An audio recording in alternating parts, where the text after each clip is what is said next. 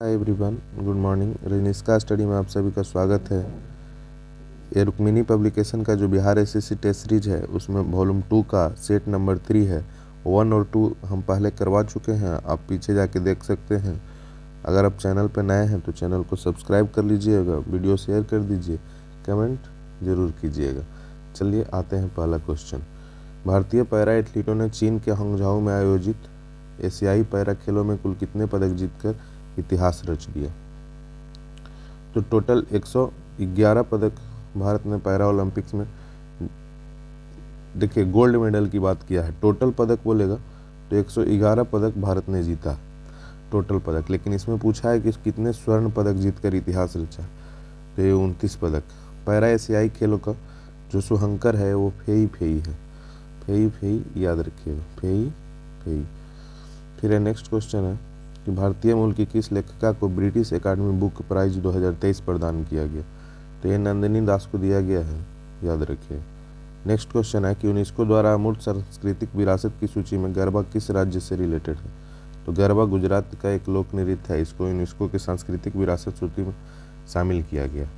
फिर next question है हमारा, उत्तर कोरिया और दक्षिण कोरिया को अलग करने वाली अंतर्राष्ट्रीय सीमा रेखा किस नाम से जानी जाती है? तो ये 38वीं समानांतर रेखा के नाम से जानी जाती है, याद रखिएगा। 24वीं पैरेलल लाइन जो है भारत और पाकिस्तान के बीच में है, रेड क्लिफ रेखा, ये भी इंडिया और पाकिस्तान के बीच में है। और 49वां पैरेलल लाइन यूएसए और कनाडा के बीच में है, इसको भी ध्यान में रखना। फिर भूटान की सीमा इनमें से किस राज्य से जुड़ी हुई नहीं है? तो भूटान की सीमा जो है इनमें से उड़ीसा से नहीं जुड़ेगा, उड़ीसा से जुड़ा हुआ नहीं। असम से है, पश्चिम बंगाल से है, सिक्किम से है, लेकिन उड़ीसा से नहीं। किस देश या भारतीय राज्य को प्राचीन समय में कामरूप के नाम से जाना जाता था? तो कामरूप के नाम से हम लोग असम को जानते थे। असम को हम लोग कामरूप के नाम से जानते थे, याद रखिएगा। ये थाईलैंड जो है इसको सियाम के नाम से जानते हैं, थाईलैंड को सियाम के नाम से, थाईलैंड को सियाम के नाम से जानते हैं, ये भी याद रखिएगा।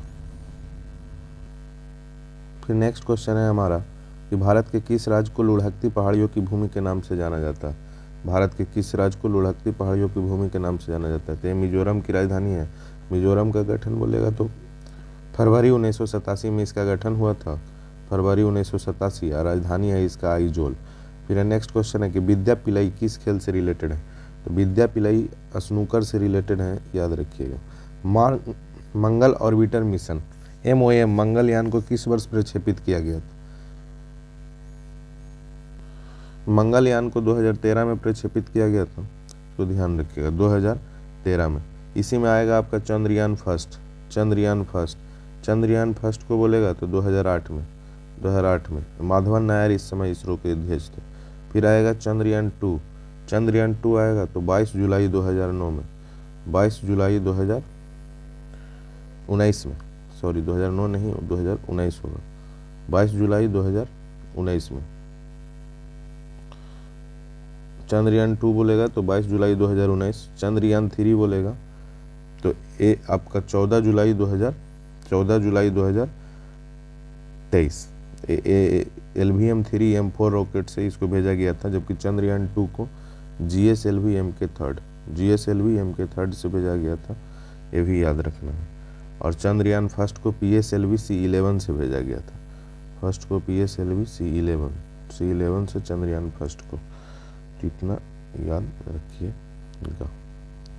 फिर नेक्स्ट क्वेश्चन है कि रविन्द्रनाथ टैगोर को किस वर्ष नोबेल पुरस्कार से सम्मानित किया गया?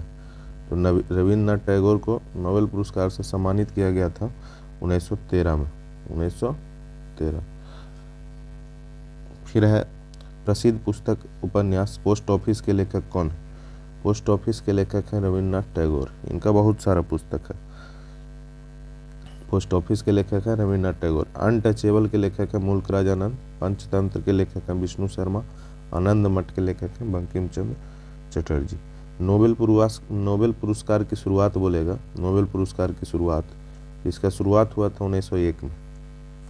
नोबेल पुरस्कार की शुरुआत 1901 में, याद रखिएगा।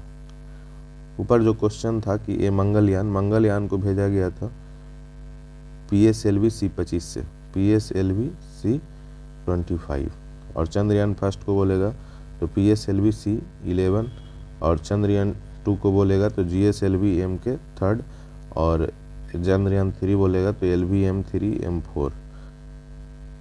नेक्स्ट क्वेश्चन है हमारा कि मलेशिया की प्रशासनिक राजधानी कौन सी है? तो मलेशिया की प्रशासनिक राजधानी बोलेगा तो पुत्रजया हो जाएगा। नेक्स्ट क्वेश्चन है कि अंडमान एवं निकोबार द्वीप समूह बंगाल की खाड़ी में भारतीय मुख्य भूमि से दक्षिण पूर्व में अवस्थित है। दक्षिण पूर्व में अवस्थित है। देखिए अंडमान निकोबार 1 नवंबर 1956 को यूटी बना था। 1 नवंबर 1956 को इसको यूटी का दर्जा मिला था। 10 डिग्री रेखा जो है उत्तरी 10 डिग्री उत्तरी अक्षांश जो है अंडमान निकोबार को बांटने का काम करता है।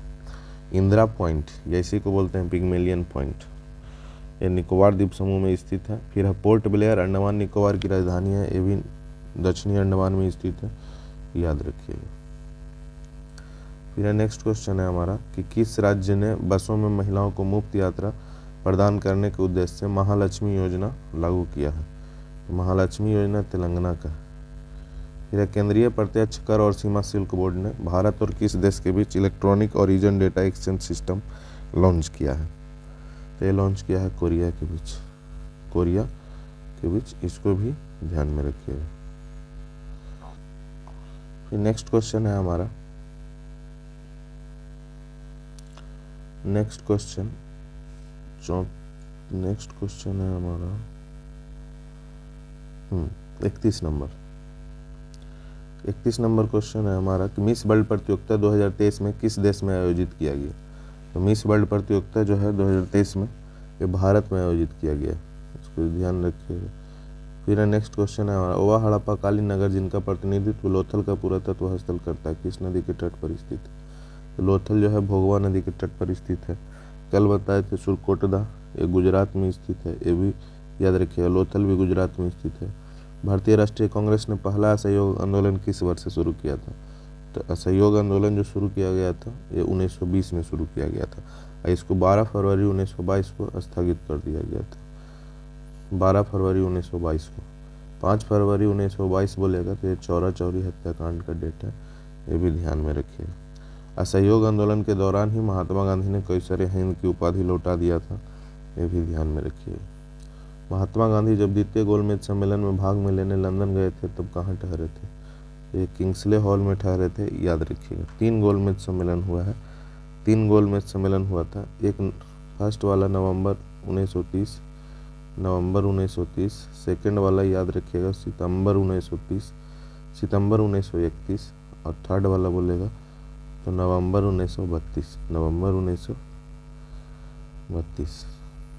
फिर नेक्स्ट है कि आज़ाद हिंद फौज दिवस किस तिथि को मनाया जाता है? आज़ाद हिंद फौज दिवस 12 नवंबर 1945 को मनाया जाता है। नेक्स्ट है कि निम्नलिखित में से नृत्य का शास्त्रीय रूप कौन सा है? तो मणिपुरी एक शास्त्रीय नृत्य है। शास्त्रीय नृत्य की संख्या अभी 8 है, इसमें से भारतनाट्यम, कुचिपुड़ी, कथक, कथकली, मोहिनीअट्टम, मणिपुरी, सत्रिया और उड़ीसा है। सत्रिया असम का है और बाकी तो आप लोग जानते ही होंगे। सबसे पुराना भारतनाट्यम होता, उड़ीसी सबसे नया। किस भारतीय राज्य में सामाजिक उत्सव छपार मेला आयोजित किया जाता है?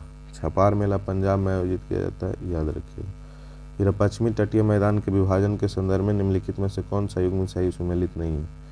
तो देखिए केरल में मालाबार तट है, न कि कोरोमंडल तट। बाकी महाराष्ट्र में कोंकण तट, गुजरात में काठियावाड़ तट और कर्नाटक में मंगलोर तट। भारत में पहली कपड़ा मिल कहाँ संचालित हुई? तो भारत में पहली कपड़ा मिल बोलेगा तो ये बम्बई में संचालित हुआ था, ये भी याद रखिएगा।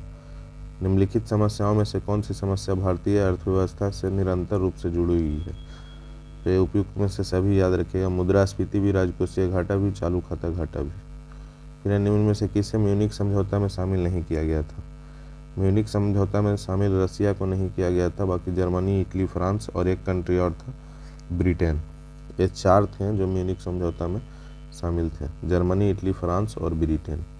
ये 4 शामिल था, रसिया शामिल नहीं था। फिर नेक्स्ट क्वेश्चन है कि निम्न में से अजात शत्रु के वंश का नाम क्या है? तो अजात शत्रु हर्यक वंश से रिलेटेड है, याद रखिएगा। हर्यक वंश का संस्थापक बोलेगा तो बिंबिसार हो जाएगा। अजात शत्रु का उपनाम कुनिक भी था, ये भी ध्यान में रखिएगा। पितृहंता भी इसको बोला जाता है। निम्न में से किस वंश की शासिका रानी दिद्धा थी। तो ये याद रखिएगा, रानी दिद्धा जो है ये उत्पल वंश से रिलेटेड है। फिर भारतीय उपमहाद्वीप में लोहा का सर्वप्रथम साहित्यिक संदर्भ किसमें मिलता है? तो लोहा का संदर्भ जो है यजुर्वेद में मिलता है। गद्य एवं पद वाला वेद यजुर्वेद को ही कहते हैं। वेदों की संख्या हमारे 4 है, ऋग्वेद, सामवेद, यजुर्वेद और अथर्ववेद। फिर देखिए विनय पिटक लिखा हुआ है तुलसीदास का, याद रखिएगा। माजुली द्वीप जो दुनिया का सबसे बड़ा नदी डेल्टा का निर्माण करता है, कहाँ है? तो माजुली द्वीप असम में है। माजुली द्वीप असम में है। फिर हमारा नेक्स्ट क्वेश्चन है, उस प्रकार के मौसम की पहचान करें जो भारत के 4 मौसमों का हिस्सा नहीं है। तो इसमें से हो जाएगा दक्षिण पूर्व मानसून। दक्षिण पूर्व मानसून भारत के मौसमों में नहीं है। दक्षिण पश्चिम मानसून से भारत में सबसे ज़्यादा वर्षा होती है, 80%, याद रखिएगा। फिर भारत के सेवानिवृत्त राष्ट्रपति के लाभों के संदर्भ में कौन सा कथन सही है? कौन सा कथन सही है? पहला कथन कहता है कि भारत के पूर्व राष्ट्रपति भी ₹2.5 लाख की मासिक पेंशन के हकदार होंगे, ये सही है। सेकंड है कि वे एक निजी सचिव, एक निजी सहायक, एक अतिरिक्त निजी सचिव, 2 चपरासी और प्रतिवर्ष 1 लाख तक के कार्यालय व्यय सहित एक सचिवीय स्टाफ के हकदार हैं, ये भी सही है। फिर नेक्स्ट क्वेश्चन है, रेल, हवाई और स्टीमर द्वारा एक व्यक्ति के साथ भारत में कहीं भी उच्चतम श्रेणी की निःशुल्क यात्रा के हकदार हैं, ये भी सही है। फिर नेक्स्ट क्वेश्चन है, तो इसका आंसर हो जाएगा 1 और 2 और 3 सभी सही है, याद रखिएगा। फिर नेक्स्ट क्वेश्चन है कि निम्न में से किसके द्वारा महाधिवक्ता की नियुक्ति की जाती है? महाधिवक्ता की नियुक्ति, तो महाधिवक्ता की नियुक्ति राज्यपाल के द्वारा होता है, आर्टिकल 165 है। संविधान के प्रारूप समिति के समक्ष प्रस्तावना का प्रस्ताव किसने रखा था? तो प्रस्तावना का प्रस्ताव पंडित जवाहरलाल नेहरू ने रखे थे। भीमराव अंबेडकर प्रारूप समिति का गठन किया, 29 अगस्त 1947 इसका डेट है। फिर है नेक्स्ट क्वेश्चन है कि बिहार सोशलिस्ट पार्टी का गठन कब हुआ था? एक होता है बिहार सोशलिस्ट पार्टी, एक होता है कांग्रेस सोशलिस्ट पार्टी। तो बिहार सोशलिस्ट पार्टी का गठन 1931 में और कांग्रेस सोशलिस्ट पार्टी का गठन 1934 में पटना में हुआ था। 17 मई 1934 को Congress socialist party. Congress socialist party के अध्यक्ष थे आचार्य नरेंद्र देव और सचिव थे जयप्रकाश नारायण। नेक्स्ट क्वेश्चन है कि पाकिस्तान की पहली महिला प्रधानमंत्री कौन थी? तो बेनजीर भुट्टो पाकिस्तान की पहली महिला प्रधानमंत्री थी। म्यांमार कब आज़ाद हुआ? तो म्यांमार 4 जनवरी 1948 को आज़ाद हुआ। रूस की मुद्रा का नाम क्या है? तो रूस की मुद्रा बोलेगा तो रूबल, याद रखिएगा। नेक्स्ट क्वेश्चन है हिंदी किस लिपि में लिखी जाती है? तो हिंदी जो है देवनागरी लिपि में लिखी जाती है, याद रखिएगा। हिंदी देवनागरी लिपि में लिखी जाती है। किस वर्ष पंचवर्षीय योजना के समय भारत में पंचायती राज को प्रथम बार लाया गया था? भारत में पंचायती राज को प्रथम बार 2 अक्टूबर 1959 को लाया गया था, नागौर राजस्थान से सबसे पहले। तो ये द्वितीय पंचवर्षीय योजना का टाइम पीरियड है, ये भी याद रखिएगा। बलवंत राय मेहता के द्वारा लाया गया था। त्रिस्तरीय पंचायती राज के गठन के लिए वहीं जाने जाते हैं। फिर नेक्स्ट क्वेश्चन है कि पंचायतों एवं नगरपालिकाओं के संबंध में भारतीय संविधान में किस वर्ष प्रावधान किया गया है? तो 1993 में किया गया था, ये भी ध्यान में रखिए। पंचायती राज व्यवस्था का मूल उद्देश्य क्या सुनिश्चित करना है? तो पहला कथन है कि विकास में जन भागीदारी, ये सही है। राजनीतिक जवाबदेही, ये भी सही है। लोकतांत्रिक विकेंद्रीकरण, ये भी सही है। वित्तीय संग्रहण, फाइनेंशियल मोबिलाइजेशन, ये गलत है। तो इसका आंसर हो जाएगा केवल 1, 2, 3। देश में सर्वाधिक समृद्धि दर प्राप्त की गई थी। देश में सर्वाधिक समृद्धि दर प्राप्त किया गया था, तो ये 10वीं योजना में किया गया था। फिर नेक्स्ट क्वेश्चन है कि 5वीं पंचवर्षीय योजना का मूल उद्देश्य क्या था? गरीबी हटाओ। 5वीं पंचवर्षीय योजना का मूल उद्देश्य गरीबी हटाओ था, याद रखिएगा। देखिए पंचायती राज को संवैधानिक दर्जा दिए जाने से एमएल सिंघवी समिति रिलेटेड है। एमएल सिंघवी समिति, ये याद रखिएगा। अशोक मेहता समिति ने 1977 में द्विस्तरीय पंचायती राज के बारे में चर्चा किया था। फिर प्रधानमंत्री जनधन योजना के बारे में निम्नलिखित कथनों पर विचार कीजिए। इसे 2014 में शुरू किया गया, ऐसा ही है, इसे 2014 में ही शुरू किया गया था। फिर है इसके अंतर्गत लोगों को बैंक खाते खोलने के लिए प्रोत्साहित किया जाता है, ये भी सही है। इसका उद्देश्य बचत को बढ़ावा देने के साथ साथ सरकारी योजनाओं के अंतर्गत मिलने वाले लाभों तथा आर्थिक सहायता को सीधे खाताधारियों को हस्तांतरण करना है, ये भी है। डायरेक्ट बेनिफिट ट्रांसफर से रिलेटेड है, ये याद रखिएगा। तो तीनों सही है। फिर नेक्स्ट क्वेश्चन है, नौकरी पेशा लोगों के बीच लोकप्रिय बचत योजना लोक भविष्य निधि पीपीएफ का पूरा नाम होता है पब्लिक प्रोविडेंट फंड, पर वर्तमान में कितना ब्याज मिल रहा है? तो वर्तमान में इस पर जो इंटरेस्ट मिलता है 7.1%। फिर नेक्स्ट क्वेश्चन है कि निम्नलिखित में से किसने मिल्खा सिंह को फ्लाइंग सिख का खिताब दिया था? फ्लाइंग सिख इनको किसने बोला था? तो ये जनरल अयूब खान के द्वारा बोला गया था। The race of my life जो है इन्हीं की पुस्तक है, the race of my life, Milkha Singh की पुस्तक है, याद रखिएगा। फिर 1978-79 में ग्रामीण विकास का एक व्यापक कार्यक्रम प्रारंभ किया गया जिसका उद्देश्य ग्रामीण बेरोजगारी कम करना था। इस योजना का नाम क्या है? तो याद रखिए समन्वित ग्रामीण विकास कार्यक्रम। देखिए एक है राष्ट्रीय विस्तार योजना, ये 1953 में 2 अक्टूबर 1953 में ये शुरू किया गया था, याद रखिएगा। फिर है राष्ट्रीय कृषि विकास योजना, ये 2007 में शुरू किया गया था। और राष्ट्रीय गोकुल मिशन बोलेगा तो ये 2014 में शुरू किया गया। नेक्स्ट क्वेश्चन है, भारत में गरीबी अनुमानों का आधार है? भारत में गरीबी अनुमानों का परिवार का जो उपयोग खर्च होता है वही अनुमानित आधार होता है। फिर नेक्स्ट क्वेश्चन है कि भारत किस पंचवर्षीय योजना के तहत अंतर्गत समाजवादी सिद्धांतों को अपनाया गया था? तो समाजवादी सिद्धांतों को अपनाया गया था द्वितीय पंचवर्षीय योजना। किस ताप पर जल का घनत्व अधिकतम होता? सेंटीग्रेड में बोलेगा तो 4 डिग्री सेंटीग्रेड, और इसको केल्विन में बदलेंगे तो 273 ऐड कर देंगे तो 277 केल्विन, यानी कि 4 डिग्री सेंटीग्रेड पर जल घनत्व जो होता है अधिकतम होता है, तो आयतन वहाँ पे न्यूनतम होगा, ये भी ध्यान में रखिएगा।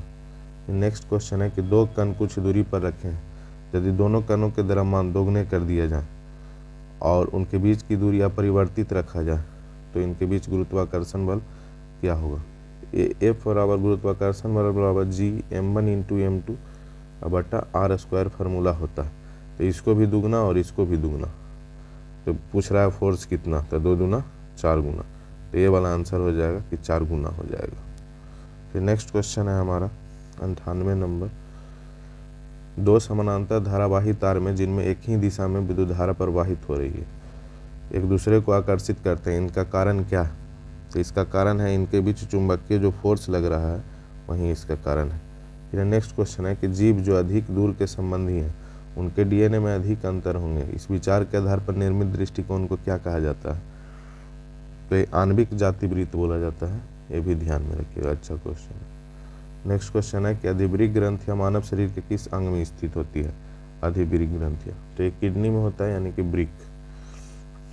फिर रिंग वर्म किस प्रकार की बीमारी है? तो रिंग वर्म जो है ये आपका फंगल इन्फेक्शन है, यानी कि कवकीय बीमारी है। नेक्स्ट क्वेश्चन है कि साधारण नमक का रासायनिक नाम क्या होता है? तो सोडियम क्लोराइड साधारण नमक का रासायनिक नाम है। चंद्रमा के पृष्ठ के निकट मुक्त रूप से गिरते विभिन्न द्रव्यमानों के 2 पिंड खाली स्थान 2 पिंडों के वेग किसी भी क्षण समान होंगे, ये सही है। नेक्स्ट क्वेश्चन है कि धारावाहक तार कैसा होता है? तो धारावाहक तार न्यूट्रल होता है, याद रखिए। नेक्स्ट क्वेश्चन है कि यौन संचारित रोग के संबंध में निम्नलिखित तथ्यों में कौन सा विकल्प सही है? पहला है कि यौन संचारित रोग किसी संक्रमित व्यक्ति से किसी असंक्रमित व्यक्ति के माध्यम से फैलता है, तो ये सही है। HIV, HPV और हेपेटाइटिस बी विषाणु STD के लिए जिम्मेदार है, ये भी सही है, यानी कि कथन ए और बी दोनों सही है। नेक्स्ट क्वेश्चन है हमारा, अपस्मार मिर्गी से शरीर का कौन सा अंग प्रभावित होता है? तो मिर्गी से जो है आपका मस्तिष्क प्रभावित होता है। मस्तिष्क का वजन बोलेगा तो 1400 ग्राम, वृक्क का वजन बोलेगा तो 140 ग्राम, हृदय का तो जानते होंगे 300 ग्राम, यकृत का 1.5 से 2 kg इसका वजन होता है, 1.5 से 2 kg, याद रखिएगा।